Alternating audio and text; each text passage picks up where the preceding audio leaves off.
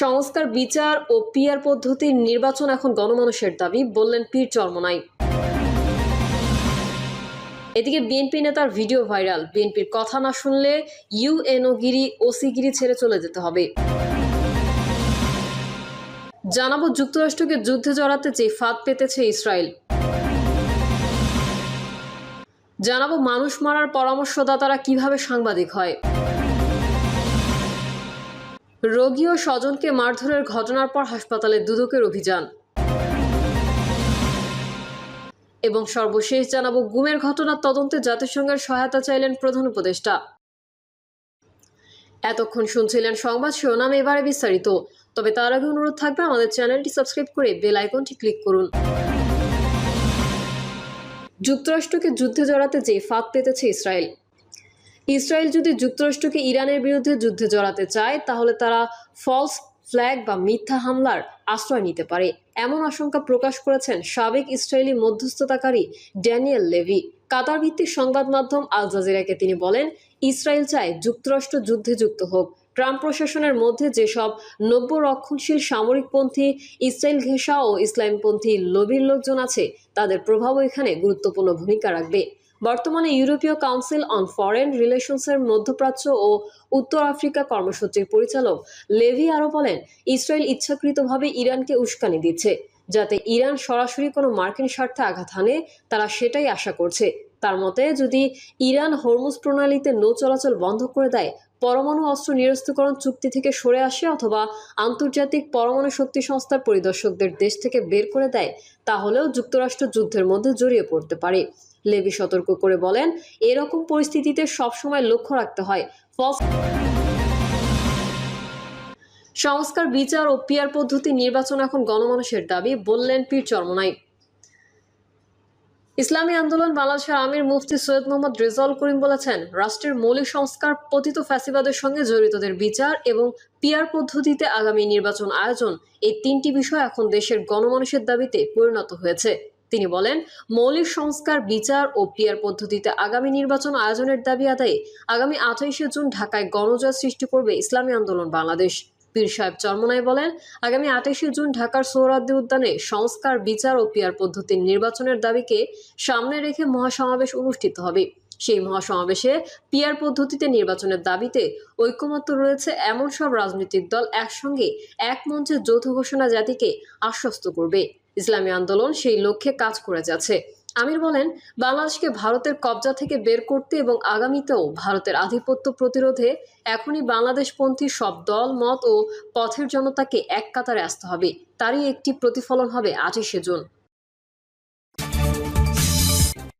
এদিকে বিএনপি নেতার video viral, বিএনপির কথা না শুনলে ইউএনওগিরি, ওসিগিরি ছেড়ে চলে যেতে হবে। চট্টগ্রামের সাতকানিয়ায় এদিকে বিএনপি নেতার ভিডিও ভাইরাল, বিএনপির কথা না শুনলে ইউএনওগিরি, ওসিগিরি ছেড়ে চলে যেতে হবে। চট্টগ্রামের সাতকানিয়ায় ঈদ পুনর্মিলনী সভায় চট্টগ্রাম দক্ষিণ জেলা বিএনপির আহ্বায়ক ইদ্রিস মিয়া বলেছেন, বিএনপির কথা না শুনলে ওসিগিরি ও ইউএনওগিরি ছেড়ে চলে যেতে হবে। ঐক্যবদ্ধ হলে বিএনপির কথা শুনতে প্রশাসন বাধ্য হবে। তারা বিএনপির কথা শুনবে, না হয় এখান থেকে ইউএনওগিরি, ওসিগিরি ছেড়ে অন্য জায়গায় চলে যেতে হবে। এখন আর সুযোগ দেওয়ার সময় নেই। এখন আমাদের দাবি আমাদের আদায় করে নিতে হবে। তাদের আর সুযোগ দেওয়া যাবে না, অনেক সুযোগ দিয়েছি। এ ধরনের একটি বক্তব্য ভিডিও সামাজিক যোগাযোগ মাধ্যমে ভাইরাল হয়েছে।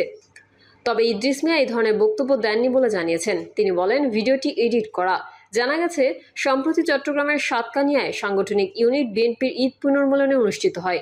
গত মঙ্গলবার বিকেলে উপজেলা বিএনপির সব সাংগঠনিক ইউনিটের যৌথ উদ্যোগে আয়োজিত অনুষ্ঠানে প্রধান অতিথি ছিলেন ইদ্রিস মিয়া।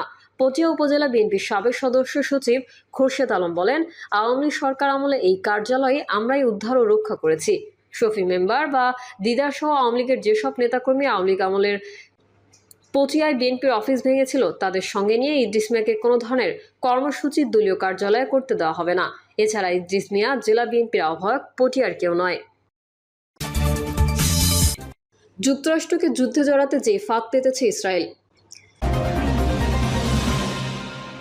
মানুষ মারার পরামর্শদাতারা কিভাবে সাংবাদিক হয়। বিএনপির স্থায়ী কমিটির সদস্য doctor A Z M Zahid Hossain বলেছেন, যারা মানুষ মেরে ফেলার পরামর্শ দেয় তারা কিভাবে সাংবাদিক হয়, এখনও কিভাবে তারা মিডিয়াতে কর্তৃত্ব বজায় রেখেছে। কারণ তাদের মূল প্রতিষ্ঠা ফ্যাসিস্ট শেখ হাসিনা পালিয়ে গেছে। তিনি বলেন, স্বাধীনতার নামে যখন আওয়ামী লীগের নেতাকর্মীরা গুম, খুন, ব্যাংক লুটের ঘটনা ঘটাচ্ছিল, তখন তা পত্রিকায় আসার কারণে সব পত্রিকা বন্ধ করে দেওয়া হয়।